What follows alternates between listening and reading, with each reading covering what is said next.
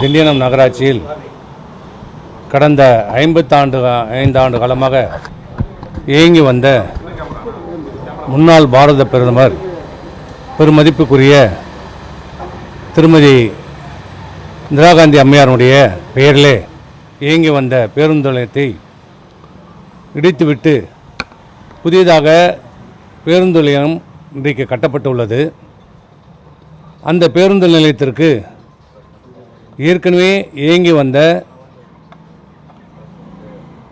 முன்னாள் பாரத பிரதமர் திருமதி இந்திரா காந்தி அம்மையார் அவர்கள் பெயரிலே இருந்த அந்த பேருந்து நிலையத்திற்கு அவர் பெயரை வைக்காமல் தற்போது இந்த திராவிட முன்னேற்றக் கழக அரசு அதனுடைய முதலமைச்சர் அவருடைய தந்தை முன்னாள் முதலமைச்சர் திரு மு கருணாநிதி பெயர் அவர்களை இன்றைக்கு சூட்டுவதற்கு பேருந்து நிலையத்தை திறப்பதற்கு முன்பாகவே கடந்த 1 மாத காலத்துக்கு முன்பாகவே அவசரமாக அவருடைய பெயரை எங்கே பொறித்திருக்கிறது. இந்த திண்டிவனம் பேருந்து நிலையம் என்பது வரலாற்று சிறப்பு மிக்க ஒரு பேருந்து நிலையம்.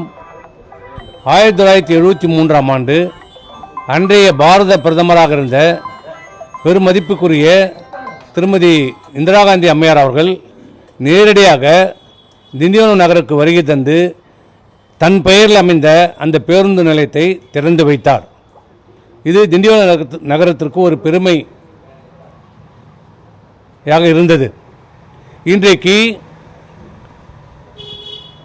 திருமதி இந்திரா காந்தி அம்மையாருடைய பெயரை மறைத்துவிட்டு அவருடைய பெருமையை மறைத்துவிட்டு இன்றைக்கு திராவிட முன்னேற்றக் கழகம் காங்கிரஸ் கூட்டணி ஆட்சியில் இருப்பதாக சொல்லிக் கொண்டிருக்கிற இந்த இந்தியா கூட்டணி இன்றைக்கு அதனுடைய தலைவரான காங்கிரஸுடைய பேரியக்கத்தின் மிகப்பெரிய தலைவரான இந்திய தேசத்தினுடைய ஒரு மிகப்பெரிய தலைவரான பெருமதிப்புக்குரிய திருமதி இந்திரா காந்தி அம்மையாருடைய பெயரை நீக்கிவிட்டு எடுத்துவிட்டு தூக்கி எறிந்துவிட்டு திரு மு கருணாநிதி பெயரை வைப்பதற்கு என்ன காரணம்? நாங்கள் திரு மு கருணாநிதி பெயரை வைப்பதை பற்றி நாங்கள் எந்தவித ஆட்சேபனையும் சொல்லவில்லை. ஏன்னா இது அவருடைய ஆட்சி. சட்டமன்றத்தில் இருந்து கழிப்பறை வரை அவர்கள் யார் பெயர் வேணாலும் வைத்துக் கொள்ளட்டும், அது அவருடைய உரிமை, வைத்துக் கொள்ளட்டும். இன்றைக்கு தமிழ்நாடு முழுவதும் எங்களுடைய அனைத்து இந்திய அண்ணா திராவிட முன்னேற்றக் கழகம் எடப்பாடி ஆட்சியில் கொண்டு வரப்பட்ட கடந்த 10 ஆண்டு காலத்திலே கொண்டு வரப்பட்ட திட்டங்களை தான் இந்த 5 ஆண்டு காலத்திலே இந்த அரசு நிறைவேற்ற திட்டங்களை இன்றைக்கு தங்களுடைய பெயர்களை தன்னுடைய தந்தையுடைய பெயர்களை சூட்டி வருகிறது. இன்னும் சொல்ல போனால் திரு கருணாநிதி அவர்களாவது தமிழ்நாட்டினுடைய முதலமைச்சராக இருந்தார், பரவாயில்ல. ஆனால் செஞ்சியில் பேருந்து நிலையத்துக்கு ஒரு பெயர் வைத்திருக்கிறார்கள். யார் அவர்? திருமதி அஞ்சுகம். திருமதி அஞ்சுகம் என்ன இந்திய எதிர்ப்பு போராட்டத்தில் தியாகியா? இந்த தமிழ்நாட்டுக்காக உழைத்த தியாகியா? யார் அவர்? திருமதி அஞ்சுகம் பஸ் நிலையம் என்று பெயர் வைத்திருக்கிறார்கள். இப்படி இந்த ஆட்சியிலே பெயர்களை வைத்துக்கொண்டு சூட்டி கொண்டு வருகிறார்கள். இதுக்கு காலம் பதில் சொல்லும், விரைவிலே காலம் பதில் சொல்லும். தேர்தல் வர இருக்கிறது, ஆட்சி மாற்றம் வர இருக்கிறது, மீண்டும் அம்மாவுடைய ஆட்சி எடப்பாடியார் தலைமையில் அமையும். இதற்கெல்லாம் நாங்கள் ஒரு முடிவு கட்டுவோம். உங்களுடைய கூட்டணி இன்றைக்கு காங்கிரஸ் திமுகவை விடுங்க, காங்கிரஸ் ரோஷமுள்ள ஒரு காங்கிரஸ்காரன் கூட இதுவரை இதை கேள்வி கேட்பதற்கு வக்கில்லை, துப்பில்லை. சரி, காங்கிரஸுடைய தலைவர் செல்வ பெருந்தகை அவர் உண்மையான பிறவி காங்கிரஸ்காரர் இருந்தால் அவருக்கு அந்த உணர்வு இருக்கும், ரோஷம் இருக்கும், எல்லாம் இருக்கும். அவர் 5 கட்சி அமாவாசை, அதனால் அவருக்கு அந்த ரோஷம் இருக்காது. ஆனால் உண்மையான காங்கிரஸ்காரன் சொல்கிற ப. சிதம்பரம், ஆனால் அவரும் உண்மையான காங்கிரஸ்காரர், அந்த கட்சியினுடைய சோதனையான காலகட்டத்தில் விட்டு போனவர், அதனால் அவருக்கும் அந்த ரோஷம் இருக்காது. மற்ற காங்கிரஸில் இருக்கின்ற அந்த நிர்வாகிகளும் தலைவர்களும் என்ன செய்து கொண்டிருக்கிறார்கள்? உங்களுடைய தலைவர், உங்களை வாழ வைத்த தலைவர், இந்தியாவை தலைநிமிர வைத்த ஒரு தலைவர், பெருமதிப்புக்குரிய இந்திரா காந்தி அம்மையாருடைய அவரே நேரில் வந்து திறந்த ஒரு பேருந்து நிலையத்திற்கு அவர் பெயரை எடுத்துவிட்டு தூக்கி எறிந்து விட்டு அவமரியாதை செய்துவிட்டு கருணாநிதியினுடைய பெயரை வைப்பதற்கு என்ன காரணம்? இந்திரா காந்தி அம்மையாரை விட கருணாநிதி பெரியவரா? இந்த நாட்டுக்கு உழைத்து விட்டாரா? இந்த நாட்டுக்காக உயிர் தியாகம் செய்தது யார்? அப்படிப்பட்ட இந்திரா காந்தி அம்மையாருடைய பெயரை நீக்குவதற்கு இதுவரை ஒரு எதிர்ப்பும் இல்லை. 4ஆம் தேதி முதலமைச்சர் அவர்கள் இதை திறக்க இருக்கிறார்கள். திறக்கட்டும், சந்தோஷம். ஆனால் எங்களுடைய கோரிக்கை, நாங்கள் அனைத்து இந்திய அண்ணா திராவிட முன்னேற்ற கழகம் தான், எங்களுக்கு எதிரணியில் இருக்கிற காங்கிரஸ் தான். இருந்தாலும் நாங்கள் கோரிக்கை வைக்கிறோம். ஏன் வைக்கிறோம்? இந்த நாட்டுக்காக உயிர் தியாகம் செய்த ஒரு தலைவர். 1000 கருத்து வேறுபாடுகள் இருக்கலாம், எல்லாருக்கும் கருத்து வேறுபாடு இருக்கலாம். அவர்களுடைய சில திட்டங்கள், கொள்கைகள் எல்லாருக்கும் கருத்து வேறுபாடு இருக்கிறது, இல்லை என்று சொல்லவில்லை.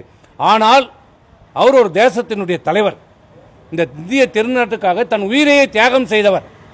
அப்படிப்பட்ட பெருமதிப்புக்குரிய திருமதி இந்திரா காந்தி அம்மார் அவரே நேரில் வந்து திண்டிவனம் நகரத்திலே வந்து இந்த பேருந்து நிலையத்தை திறந்து வைத்தார்.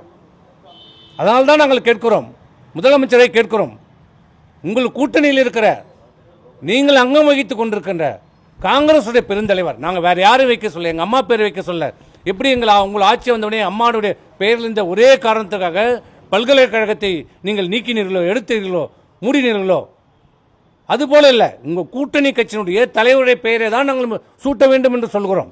வேறு எந்த காரணமும் எந்த உள்நோக்கமும் கிடையாது, எந்த அரசியலும் கிடையாது எங்களுக்கு. ஆகவே காங்கிரஸ்காரர்களுக்கு ரோஷமும் இல்லை, சூடு சொரணை இல்லை. அவர்கள் கேட்க மாட்டார்கள். அந்த தலைவருக்கு இந்த கட்சியினுடைய உண்மையான தொண்டர் இல்லை, விசுவாஸ் இல்லை. நாளைக்கு வேற எந்த கட்சிக்கு வேணாலும் போவார். இதுவரைக்கும் 5 கட்சி போயிட்டார், நாளைக்கு எந்த கட்சிக்கு போவார்னு தெரியாது.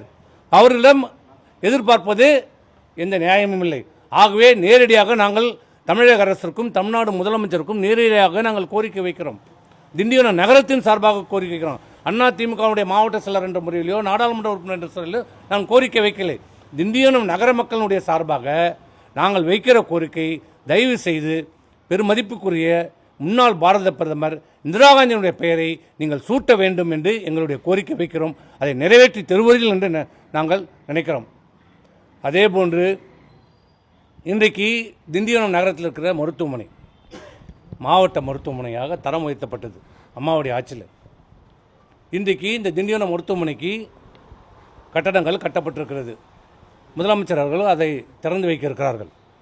ஆனால் என்ன நிலைமை அங்கே மட்டுமில்லை, விழுப்புரம் மாவட்டம் முழு மருத்துவமனையிலே மருந்து இல்லை, ஊசி இல்லை, அடிப்படை வசதிகள் இல்லை. நேற்று முண்டியம்பாக்கம் மருத்துவமனைக்கு சுகாதாரத்துறை அமைச்சர் வருகிறார். அவர் வருவதற்கு முன்பு முக்கியமான ஒரு விருந்தாளி அவருக்கு முன்பு சென்று ஆய்வு செய்கிறார். அவசர சிகிச்சை பிரிவில் அவருக்கு முன்னாடி போய் ஆய்வு செய்கிறார். யார் என்றால் திருநாய் சென்று ஆய்வு செய்கிறது. அதையும் இந்த சுகாதாரத்துறை அமைச்சர் பார்த்து கொண்டே அதை தட்டி கொடுத்து கொண்டு போகிறார். இதுதான் இன்றைக்கு இருக்கிற நிலைமை. மருத்துவர்கள் இல்லை, மருத்துவ பணியாளர்கள் இல்லை, சுகாதார பணியாளர்கள் இல்லை, மருந்து இல்லை, மாத்திரை இல்லை, ஊசி இல்லை. அதை விட கொடுமை, திண்டிவனம் மருத்துவமனையில் கடந்த ஓராண்டு காலமாக விபத்தில் இறந்தால் அவர்களை பிரேத பரிசோதனை செய்யப்படுவது இல்லை. மிக அதிர்ச்சிகரமான தகவல். ஏன்னா திண்டிவனம் நகரம் என்பது ஒரு முக்கியமான நகரம், அனைத்து பகுதியிலும் இணைக்கிற ஒரு நகரம், அடிக்கடி விபத்து நிறைந்த ஒரு பகுதி என்று போலீசாரால் குறிப்பிடப்பட்ட இடம் திண்டிவனம் நகரம். அடிக்கடி விபத்து ஏற்படுகிற நகரம், ட்ராமா சென்டர் இருக்கிற இடம் இங்கே. ஆனால் விபத்தில் பாதிக்கப்பட்டு இறந்தால் அவர்கள் உடனடியாக பரிசோதனை செய்வதற்கு இங்கே பரிசோதனை கூடமில்லை. பிரேத பரிசோதனை செய்வதற்கு மருத்துவர்கள் இல்லை, மருத்துவ உதவியாளர்கள் இல்லை. எங்கே செல்கிறார் என்றால் முண்டியம்பாக்கத்திற்கு அனுப்புகிறார்கள், இல்லை செஞ்சியிலிருந்து கூப்பிடுகிறார்கள். செஞ்சியில் தாலுகா மருத்துவமனையில் இருக்கிறது, ஆனால் திண்டிவனம் தலைமை மருத்துவமனையில் மருத்துவர்கள் இல்லை. அவலமான நிலைமை. இதுதான் இன்றைக்கு இந்த ஆட்சியாளருடைய நிலைமை. ஆகவே இது எல்லாம் சரி செய்ய வேண்டும் என்று நகர மக்கள் சார்பாகவும் அனைத்து இந்திய அண்ணா திராவிட முன்னேற்ற கழகத்தின் சார்பாகவும் எங்களுடைய கோரிக்கை வைக்கிறோம். மீண்டும் மீண்டும் முதலமைச்சருக்கு நாங்கள் கேட்பது, பெருமதிப்புக்குரிய உங்கள் கூட்டணியில் இருக்கிற, எங்கள் அங்கம் வகித்துக் கொண்டிருக்கிற, நேற்று கூட டெல்லிக்கு சென்று அந்த பெருமதிப்புக்குரிய முன்னாள் பாரத பிரதமர் இந்திரா காந்தியினுடைய பேரனை சந்தித்து, திரு ராகுல் காந்தியை சந்தித்து, எங்கள் கூட்டணி விட்டு போய்விடார்கள், உங்களுக்கு என்ன வேணாலும் செய்கிறோம், எது வேணாலும் செய்கிறோம் என்று பேசுகிற நீங்கள் ஏன் அவருடைய பாட்டி அவருடைய இந்திரா காந்தி பெயரை வைப்பதற்கு மறுக்கிறீர்கள். அப்போ உங்களுக்கு இன்னும் அந்த வன்மம் இருக்கிறது. இந்திரா காந்தியின் மீது உங்களுக்கு அந்த வன்மம் இருக்கிறது, கோபம் இருக்கிறது. மதுரை மாநாட்டிலே இந்திரா காந்தியை கல்லெடுத்து தாக்கிய நீங்கள் அந்த ரத்தத்தை பெண்ணுக்கு வருகிற ரத்தம் என்று சொல்லி கேவலப்படுத்திய நீங்கள் இன்னும் அந்த அருவருப்பும் கோபமும் உங்களுக்கு இருக்கிறது. அதுதான் காரணம் திருமதி இந்திரா காந்தி பெயரை வைப்பதற்கு நீங்கள் மறுப்பது என்று தான் நாங்கள் எடுத்துக்கொள்ள முடியும். ஆகவே திண்டிவனம் நகரத்தில் அந்த பெருமை வாய்ந்த பேருந்து நிலையத்திற்கு திருமதி இந்திரா காந்தி அம்மையார் பெயரை மீண்டும் சூட்ட வேண்டும் என்று கேட்டுக்கொள்கிறேன். இப்போ செஞ்சியில் வந்து பேருந்து 5 பேர் சொல்லியிருந்தீங்க. இப்போ ஏற்கனவே பார்த்தீங்கன்னா கடந்த எம்ஜிஆர் ஆட்சி காலத்தில் சேலம் போக்குவரத்து கழகத்தையே மாற்றி அன்னை சத்யா போக்குவரத்து கழகம்னு எம்ஜிஆருடைய மன வச்சுருந்தாங்க. அதாவது அந்த காலத்தில் மாவட்டத்துக்கு பெயர், போக்குவரத்துக்கு பெயர் எல்லாம் வைக்கப்பட்டது. அதை உணர்ந்து அதில் இருக்கிற சில தவறுகளை எல்லாம் உணர்ந்து தான் முற்றிலுமாக அனைத்து பெயர்களும் நீக்கப்பட்டது. காங்கிரஸே பார்த்தீங்கன்னா இது குரல் கொடுக்காத நிலை. அதான் சொல்றேன், காங்கிரஸ்காரங்க ரோஷம் சூடு அரசியலே இல்லை. திண்டிவனம் நகரத்தில் நானும் ஒரு திண்டிவனம் நகரவாசி. அன்றைக்கு பேர் இப்போ பாரத பிரதமர் இந்திரா காந்தி வந்தபோது நான் பள்ளியில் படித்து கொண்ட மாணவன். அன்றைக்கு மிகப்பெரிய ஒரு கூட்டம் திண்டிவனத்தில், மிகப்பெரிய ஒரு நிகழ்ச்சி. எங்களுக்கு சரியாக தெரியாது, நினைவுகளாலும் எங்களுக்கு தெரியும். அவ்வளோ மிகப்பெரிய ஒரு பிரம்மாண்டமாக நிகழ்ச்சி நடத்தப்பட்டு இந்திரா காந்தி அம்மாரே ஒரு பஸ் நிலையத்தை திறப்பதற்கு இந்திய நாட்டினுடைய பிரதமராக இருந்த அன்றைய பிரதமர் தமிழகத்தில் உலகத்திலேயே அன்றைக்கு மிகப்பெரிய பெருமை வாய்ந்த பிரதமராக பார்க்கப்பட்ட இரும்பு மனிதியாக பார்க்கப்பட்ட திருமதி இந்திரா காந்தி அம்மையார் திண்டிவனத்திற்கு நேரடியாக தன் பெயர் இருக்கிற பஸ் நிலையத்தை திறந்து வைத்த ஒரு பெருமை. அந்த பெருமை இருக்க வேண்டும், நிலைக்க வேண்டும் என்று தான் கேட்குறோம். இதில் எந்த ஒரு அரசியலும் கிடையாது, எங்களுக்கு எந்த நோக்கமும் கிடையாது. அதனால தான் முதலமைச்சருக்கு கோரிக்கை வைக்கிறோம். சார், பாமக இரு அணியா இருக்கிறாங்க. உங்களுக்கு இப்போ இந்த பகுதியில் பார்த்தீங்கன்னா உங்களுக்கு பாதிப்பு வருமா சார்? ஏன்னா இப்போ ராமதாஸ் தனி அரசியல் எங்களுடைய கூட்டணி அனைத்து இந்திய அண்ணா திராவிட முன்னேற்ற கழக தலைமையிலான தேசிய முற்போக்கு கூட்டணி இப்போது பல்வேறு கட்சிகளோடு சேர்ந்து எங்களுடைய தலைவர் எடப்பாடியார் அவர்கள் மிகப்பெரிய ஒரு கூட்டணி உருவாக்கியிருக்கிறார். பலமான கூட்டணி இருக்கிறார், வெற்றி கூட்டணி உருவாக்கியிருக்கிறார். ஆகவே இந்த கூட்டணி வெற்றி பெறும். பேருந்து நிலையத்தில் ஒதுக்கப்பட்ட வணிக நிறுவனங்கள்லாம் முறைகேடாக ஒதுக்கப்பட்டிருக்குன்னு சொல்லிட்டு தகவல் வந்து. ஆமாம், புதிய பேருந்து நிலையத்தில் கடைகள் ஒப்பந்தம் விடப்படுவதாக இதில் பல்வேறு முறைகேடுகள் தவறுகள் நடைபெற்றிருக்கிறது. முதல்ல அந்த கடைகளை ஒப்பந்தத்தை விடுவதற்கு ஆன்லைன் டெண்டர் விட்டார்கள். பிறகு ஆன்லைன் டெண்டர் விட்ட உடனே நாங்கள் கேள்விப்பட்டது, ஆன்லைன் டெண்டர் விட்டால் அங்கு இருக்கிற திமுக நிர்வாகிகளுக்கு லாபம் கிடைக்காது, அவர்களால் எடுக்க முடியாது என்று அவர்கள் வற்புறுத்தி அழுத்தம் கொடுத்து அந்த ஆன்லைன் டெண்டரை ரத்து செய்தார்கள். ரத்து செய்து இப்போது ஒரு ஒப்பந்தத்தை கொண்டாந்திருக்கிறார்கள். அது கூட முழுமையாக கொண்டாந்தார்கள் என்றால் அந்த ஒப்பந்தத்தை 3ஆக பிரித்திருக்கிறார்கள். இது அதைவிட மிகப்பெரிய முறைகேடு. 3 ஒப்பந்தமாக பிரித்திருக்கிறார்கள். முதல் கட்டம், 2ஆம் கட்டம், 3ஆம் கட்டம். ஆக பார்த்து அவர்கள் வேண்டியவர்களுக்கு, அவருக்கு வேண்டியவர்களுக்கும் திமுக லாபம் கிடைப்பதற்காக இது முறைகேடாக தவறுதலாக மிகப்பெரிய ஊழல் நடைபெற்றிருக்கிறது இந்த டெண்டரில் என்பது.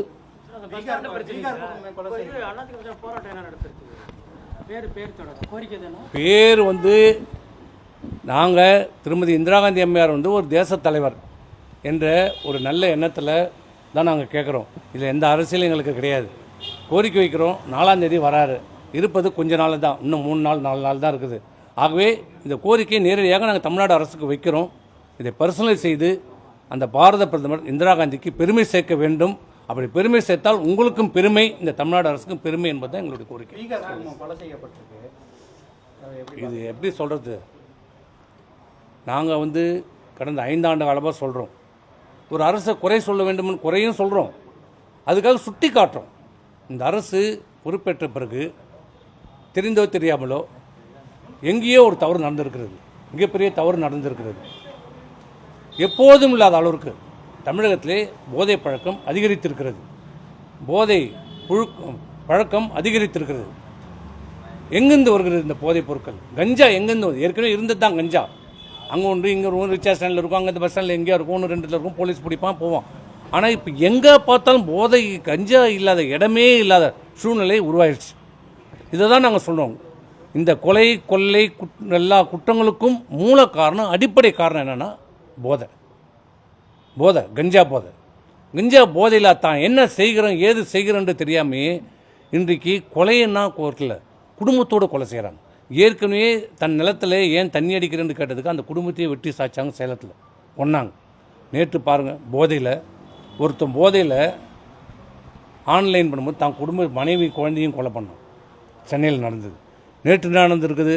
போதை தலைக்கேறி பீகார் மாநிலத்தை சேர்ந்த அவர் எந்த மாநிலமாக இருந்தாருன்னா அவரும் ஒரு உயிர் தான். எந்த மாநிலமாக இருந்தால் அவரும் ஒரு உயிர். தமிழகத்தை நம்பி வந்தாரை வாழ வைக்கும் தமிழகம் என்று சொல்லுகிற இந்த தமிழகத்தை நம்பி வந்த ஒரு குடும்பம், ஒரு கை குழந்தையோடு வந்த ஒரு குடும்பத்தை இன்றைக்கு போதை பழக்கத்தால் போதையில் அடிமையாகி அந்த கணவரை கொண்டிருக்கிறது. பிறகு அவருடைய மனைவியை கற்பழித்திருக்கிறது.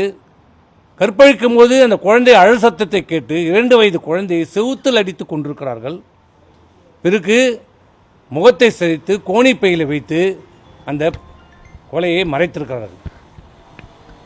இது எந்த அளவுக்கு மிகப்பெரிய ஒரு கொடுமை. ஆனால் இதை யாராவது எங்கேயாவது எந்த ஊடகங்களாவது விவாதம் நடத்தியிருக்கிறாங்களா? விவாதம் நடந்ததா? அதை விட்டு விஜய் எங்கே போவாரா, காங்கிரஸ் எங்கே வருவாரா, இதுவா முக்கியம்?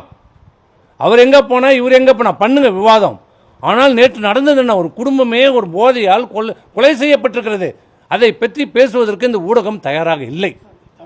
ஆக சட்டம் ஒழுங்கு முற்றிலுமாக சீரழிந்து விட்டது என்று கூட சொல்ல மாட்டேன். சட்டம் ஒழுங்கு இந்த அரசின் கையிலே இல்லை. காவல்துறை என்று ஒன்று இல்லை. ஆக இதை இனியும் இந்த அரசை தொடரவிட்டால் தமிழகம் சுடுகாடாக மாறிவிடும். மத்திய அரசு இதில் உன்னிப்பாக கவனம் செலுத்தி இதிலே நடவடிக்கை எடுக்க வேண்டும்.